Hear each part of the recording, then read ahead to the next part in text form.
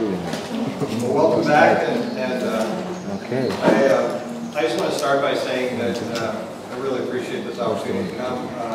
Yesterday's, what was it a hike or a swim or at times it was a rescue, but it was really a wilderness experience, and I really appreciate you sharing that with us. And then coming back to the, I thought the candlelight dinner was planned, but it was out. It just, the day and the evening was truly special. And I appreciate the hospitality and the guiding through the vlog. So what I wanted to do today is talk a little bit about our experience with citizen participation. And to start with, I put this video together as, I call it my wilderness punch. It's, I get amazing amount of opportunities to speak with the public about something that's near and dear to my heart. It's wilderness. And from the time that I was in that demographic that Alan described, 19 years old, I was given the opportunity to go and work on the edge of a wilderness area. And I'm 53 now, and I never left wilderness. It's been my entire career. And so it's wilderness runs through my veins. It's something I'm very passionate about. And now I have the opportunity to lead the National Park Service program for wilderness. And it's quite an honor. And then to be here with you, 10 years anniversary is truly special. That's something to celebrate, and being able to add to that, to show you some of the things that we've worked on in the U.S. Many of them have been things that you've been involved with. And I'm sure when you see what I'd like you to do is, first of all, look at my wilderness video, the 3-minute punch that I get people all into the wilderness space, and then we'll talk a little bit about citizen participation. So we'll see if the video works. Can you turn the lights a little bit? Like off this be difficult. Okay.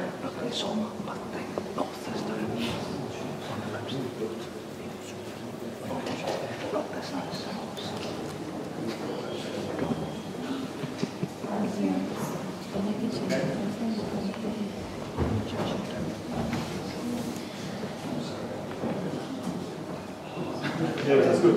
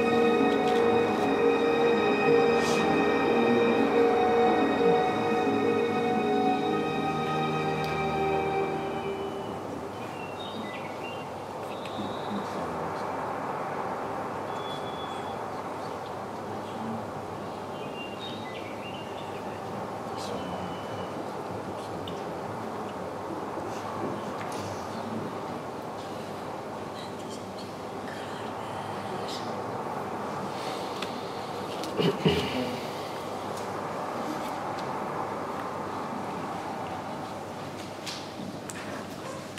do you think?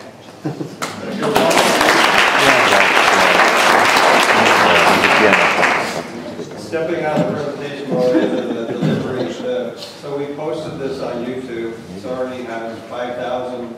You know, I'm not of the younger, you know, technologically savvy generation, but 5,000 people following this, and it's being shared and available high definition. And so, anyway, I think it's a good introduction to get. A lot of times, you know, people hear the word wilderness, they just go to different places, and what this video seems to do for me is to bring them exactly where I want them to be. No. You are not technologically. No, I'm not.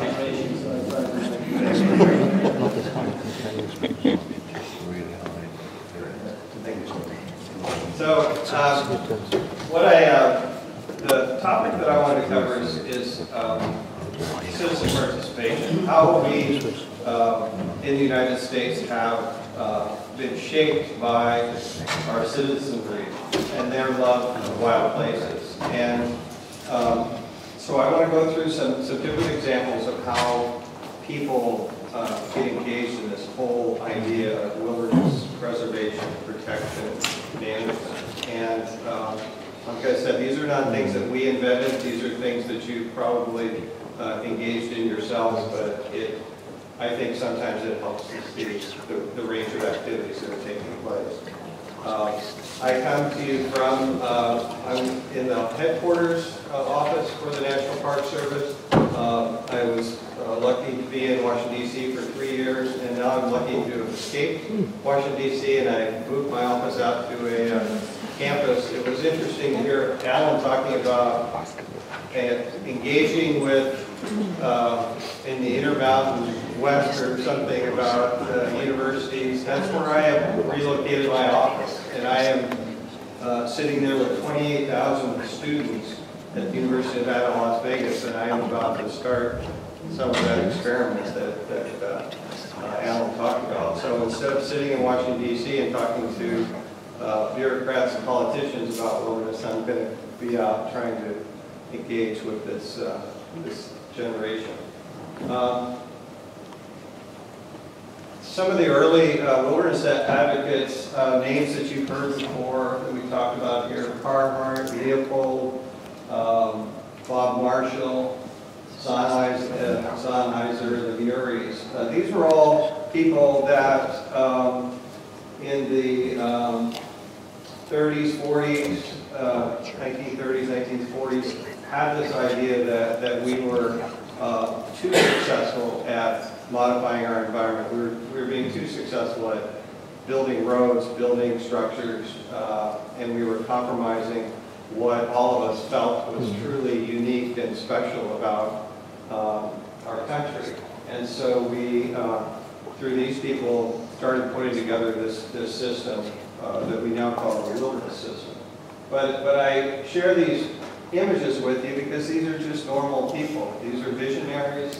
These are people that decided that public service, that there was something greater than themselves that they needed to pass on to future generations, and they went about contributing to the success that we have today. In 1964 was kind of our watershed year where President Johnson actually signed a piece of legislation, and Marty Murie is standing right there, so one of those early advocates was actually there for the signing of the bill, and it was a proud moment for our country. We started, our wilderness system started as a fairly small idea, and it was 9 million acres of land was actually preserved with that first piece of legislation, and now we have 109 million acres. 109 million acres, I think, is 44 million hectares, so it's a fairly large wilderness system. 1 out of every 6 acres of public land in the United States is now preserved as wilderness. I think that's quite a commitment. One of the first groups I'd like to talk about is a group called the Pacific Crest Trail Association. We have a national trail system throughout the Pacific Crest, and this group is interested in the management of that trail, the stewardship of that trail. They take an active role in preserving the trail. Now, the trail is a linear feature, and it links some of the most incredible wilderness that we have in our country. And so it's another idea where instead of just an individual group preserving or managing one wilderness, these people got together and collectively are working through the entire region. And the benefit of that is this is the state of Washington, Oregon, and California. And collectively, they have a lot of power in our U.S. Congress. So this group, routinely, they call it Hike the Hill, and they will actually go to Washington, D.C. and talk to all of the representatives that represent this very populated part of the country. And they will get support for wildlands protection, they'll get support for their trail, and it's truly a partnership that brings people from the tip of Washington up into Canada, all the way down to Southern California. And they all have a common voice, a common message, and they're very effective at getting congressional support, political support for the parks. And you can see this is a very wide-ranging, we have national forests, national parks, state parks, national monuments. It's a very diverse group of management and managers, but this Pacific Crest Trail holds it all together, and they're a very effective group of citizen stewards. These are just, once again, showing you the faces. These are normal people. They are visionary, but this is their job, is to, this is the executive director for the association. Mike Dawson is one of their leads on, he organizes their trail projects, and they're all about preserving this unique part of our country. And so, so this is just one example of citizen involvement, and they're a very effective group. And with all of these, you just go onto a website, type in Pacific Crest Trail Association, and it'll just explode with all of the things that they're doing. And they have campaigns that they put together for preservation. They have funding strategies. They have a wealth of information that I think would benefit you in your preservation and stewardship efforts. Another group so when we talked in 1964, we established the National Wilderness Preservation System in our country. Now, just this year, this group was formed. It's called the National Wilderness Stewardship Alliance. And they met in where I'm at now in Las Vegas. But you can see these groups they're all individual groups that have come together as an alliance now. So almost 50 years later, after wilderness was created, these people all have common purpose, common vision, and they're now an alliance. They're working together to bring more protection to wilderness and wild places, and looking at how they can work together. So you might have like Jay Watson right here from the Student Conservation Association, and you've got Ralph Swain here from the U.S. Forest Service in Colorado, and they're all working together to improve the management of wilderness. So and I put this kind of header on the top here for, there's a local, a statewide group called Friends of Nevada Wilderness that's become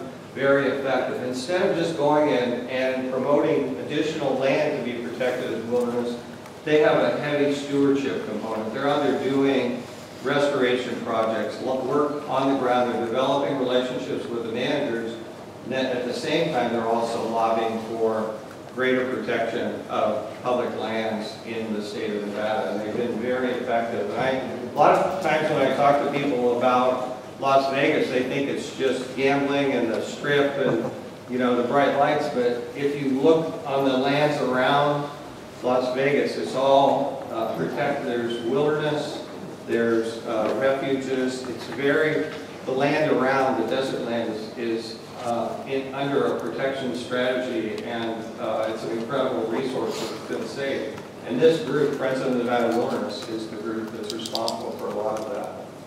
But it's that combination of not just saying, I want you, you know, Mr. Politician, to pass another law. It's saying, I actually go out there and take care of this land, and I want you to help me protect it. It's a much different approach. And once again, the National Wilderness Stewardship Alliance, there is a website for them, and Friends of the Nevada Wilderness. And so both of those have tremendous resources and just developing a very good web-based presence that I think you could use some of their approaches. This is Wilderness Institute out of Allenstown, Missoula.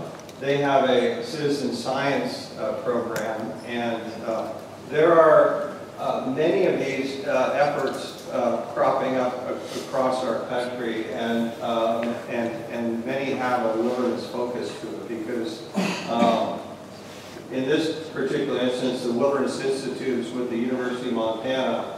The three things that they focus on are monitoring with volunteers. They do habitat restoration, and that invasive species. They actually be out there removing weeds, and then they're helping with community involvement too. So if there's a need for a public meeting and someone to go and talk about the benefits of wilderness or ecosystem services, this group is available to help with that. And it's just another way to, depending on, you know, some people don't want to be called volunteers, some want to be called citizen scientists. So let's call them citizen scientists, and let's get them out there doing monitoring and give them a role to play in the stewardship and protection. And once again, Wilderness Institute is another one that you can find information on the website. This example comes to us from Sitka, Alaska, and Southeast Alaska. We have this. This is a community-based group that is doing wilderness monitoring, and there's been, as most of you probably know, Southeast Alaska has gone through this incredible turmoil over should we have intensive logging, should we have intensive preservation. I mean, it just continues. You know, the last 50 years have been some really challenging times, and this community found some common ground in actually doing wilderness stewardship and monitoring, and it's pretty exciting. And I think, you know, we've talked about some other examples where wilderness seems to be a good common place for people to meet and have common interests. This is just an example of some of the work that they're doing, some inventory work. Next group I wanted to talk a little bit about is it's called Campaign for American Wilderness, and this is a umbrella organization that works in Washington, D.C. They're funded through the Pew Foundation, so a private foundation has said, we want to have a national campaign to add more wilderness to the system. And so currently, after 45 years, we have not much wilderness in the eastern part of the country, quite a bit in the west and in Alaska. And so what they're working on is individual campaigns in each state, and they have a very targeted approach, and building constituencies, building a common voice, and moving forward with messaging. And you can see here over the years, these are the numbers of wilderness areas that have been created in our country. And you see it fluctuates while, you know, it's dependent on political support. And you know, in our country, that's about what it's like. It's just up and down. One year, you know, you can't speak enough about wilderness protection. The next year, no one wants to talk about it. But throughout the years, we've ended up with a pretty substantial system. And I go back to that initial,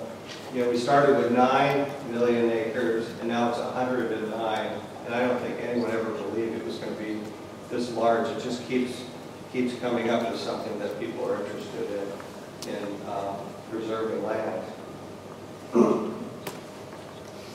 And once again, look at the faces here. These are just normal people. This guy here is a superhuman. His name is Doug Scott, and he was one of the original Sierra Club activists that in the 60s that pushed wilderness. He tells a story of getting on a DC-3 plane and flying. He was a graduate student, I think, at Michigan State, flew up to the northern part of the state of Michigan for this wilderness hearing and this tremendous storm. But he's been with the effort for the past 45 years, and he's still just very strong advocate for wilderness. And this is the team that he's put together, and they're very effective. But this is our campaign for America's wilderness. And this just shows some of the opportunities that they've identified. So they have regions or states that traditionally have had political support. They'll go and put some resources there, and then other times they'll just wait out, depending on our political election cycle. If we have a strong opponent to wilderness, many times we'll just have to table that effort until that person leaves, and then we'll come back, or we'll mount a campaign there. But there are many wilderness proposals that are out there. A question came up yesterday about, when we designate wilderness, when our U.S. Congress passes a law, then that's the law of the land related to protection of that place. We also have our policies that we manage these lands as wilderness until such time as Congress can take action. So we not only have wilderness lands protected, but we also have those that are being considered for future designation, which is quite a bit of land. In the national parks, we have we have a significant amount of acreage, most of it in Alaska, that's being considered for future wilderness. But at this time, we don't have the political support to move that forward. But each one of these is a campaign going on related to grassroots efforts. So there might be meetings going on in Denver, Colorado, talking about additional wilderness proposals for the White River National Forest. There were proposals that were being discussed over the years related to Rocky Mountain National Park, and just recently we got that passed as wilderness. So in New Mexico, we have a retiring politician, and so we're in kind of a mad rush to get things moved forward before he leaves, because he's really supportive for wilderness right now. I share these pictures with you, just the politics of wilderness. Our President and First Lady are very interested in wilderness protection. This month, September, is National Wilderness Month by presidential proclamation. Some of the first trips that he took in office, he went and visited our national parks and potential wilderness. He signed a wilderness bill here early in his tenure, and this is his pick for the Secretary of the Interior, Ken Salazar, and a very strong advocate for wilderness protection, and he's provided some real leadership there. Right now with our Bureau of Land Management, which is having some real challenges in our political situation. But I just share these with you because, in terms of citizen participation, it goes all the way to the top. If these leaders don't believe in it makes it more difficult. And right now, they're very supportive. I wanted to share with you an example of how a wilderness proposal moves through citizen involvement. And this is a recent one that we have, Sleeping Bear Dunes, northern Michigan.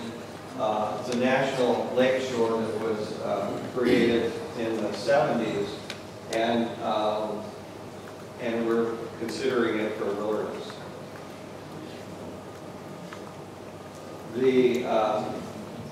This is where it's located, and this is a closer map just showing the type of country. It's basically along the lake shore. The controversy here is motorized access. People still want to bring their boats and come in and visit the shoreline.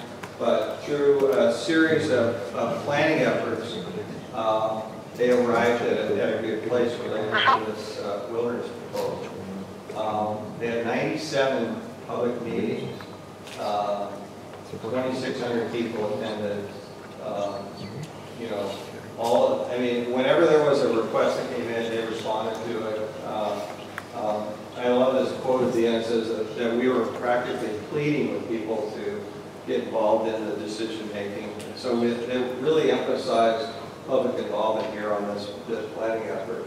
And what we ended up with was a wilderness proposal that met with tremendous public support and is being considered right now in Congress. It went from in the 1970s through the 80s and 90s, a lot of controversy, and then through just continuing to work with the publics and having that next generation come through, I think also helped. But we ended up with an increase in some of the historic proposals. So actually people were even more supportive of wilderness once they were given the opportunity to be involved in the public dialogue. And then, just in closing, I think that wilderness is, in terms of citizen involvement, I think it's, from my standpoint, it's one of the easiest things to get people involved with. The type of experience that we shared yesterday, going out and being in a place that's truly, wild nature. It seems like once you find that common ground, that you can move into okay, now what do we do about this? How do we make this available to other people? And it's a great opportunity to build some sense of stewardship, and then also this idea there aren't a lot of things that we pass on to future generations that we're proud of, and this seems to be one of the things that continues to ring true, is that having wild places for future generations is something that we all share as a goal. And I think that yes, we're concerned about national debt and the political situation, but when you say places like this, we just had an editorial in our New York Times a couple days ago talking about the tremendous natural heritage that we're passing on to our future generations, and how proud we should be of that. Even through all of this economic turmoil, there's still voices at the highest level that complement society on the things that we are doing that are positive and forward thinking. And so I think citizen involvement is the key, and I think inspiration is the key. I think going right in and talking words and strategies and guidelines is difficult, but I think if you can share inspiration and a picture of the future with people, I think that's the place to go. And when I look at all these faces and most of these people in these slides, I know them personally, and they're a spirited group of individuals that have a common purpose, and I believe that the people in this room have that same common purpose, and I think together, we'll create something that's larger than what we could do on our own as individuals. And so I appreciate your efforts, thank you for the opportunity to come here and talk to you about some of the things that we're doing in our community. Thank you.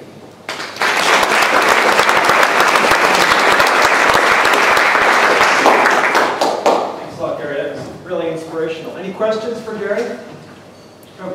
How do you get wilderness back onto the agenda in the US as a bipartisan issue? At the moment, most of the progress is significantly made under Democrat administrations. It And actually, yet, if you go back 30 years, it was Right. Republicans. So what can you do to use that citizen power? I think just an example of how in the first Republican Congress, one of the first pieces of legislation was passed was by a Republican for additional wilderness in Southern California. So it kind of goes back to this campaign for America's wilderness, where they're very strategic about making sure that they're contacting the congressman's staff and the congressman personally and finding out where they're at and communicating about the positive benefits of wilderness. You know, the things that Alan mentioned. I mean, water, what I tried to do in that 3-minute video was talk about watershed. I wanted you to see water gushing out of wilderness. I think that's a key. People get that, you know, that it's about water, wildlife, you know, protecting, you know, sacred places for wildlife, and then sources of inspiration for people. And I think that there is an opportunity to influence this current political climate, but it's not as a massive, you know, everybody hold hands and sing, you know, the same song. It's individually going in and exploring with them about where that common ground is. So that's what we found. We can't expect the entire Congress to be pro-wilderness.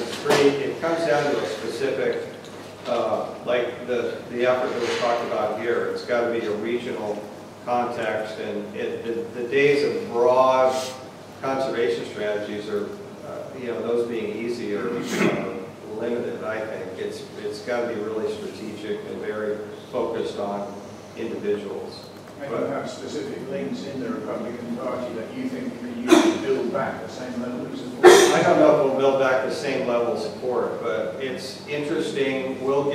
We just had Senator Alexander from Tennessee was talking about wilderness in Tennessee, which we haven't heard about in quite a while. And so we'll get proposals that come forward, and then you know, I had an interest, we'll get calls from different representatives or senators that asking really good questions about, okay, if I support wilderness in Florida, what's that mean? What's that mean about fire, the management of fire? What's that mean about reintroduction of the panther? You know, so I think that's good, you know, but it's not this broad. It seems like the politicians have, it's not a common issue right now that it's not on their platform, but I think there are some opportunities. It's a tough thing. I think having a group like Campaign for America's Wilderness is a good thing, and then we try to support them with, they'll come and say, okay, what's your latest map for this area? What are some of the management challenges? What do the local constituents think? And we can facilitate that. But so it's more strategic, not a broader, you know, government-led campaign right now.